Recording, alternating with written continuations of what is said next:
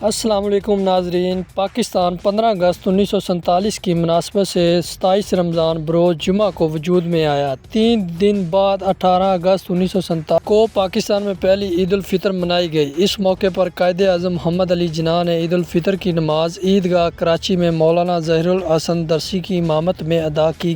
اسی سال پاکستان میں پہلی عید الاضحیٰ جمعہ 24 اکتوبر 1947 کو منائی گئی۔ یہ عید کی نماز بھی بند روڈ پر مولوی مسافر خانہ کے قریب واقع کسابہ مسجد میں ادا کی گئی، جسے عیدگاہ کہا جاتا ہے۔ یہ نماز معروف عالم دین مولانا ظہیر الحسن کی امامت میں ادا کی گئی۔ ایک روایت میں ہے کہ جب مولانا نے عید کی نماز شروع کی تو لوگوں نے دیکھا گورنر پاکستان قائد اعظم دیر سے آنے کی وجہ سے آخری صفوں میں کھڑے ہیں۔ انہوں نے قائد اعظم کو پہلی صف میں آنے کو کہا، لیکن انہوں نے عید کی نماز آخری صف میں پڑھنے کا اصرار کیا کیونکہ وہ دیر سے آئے تھے۔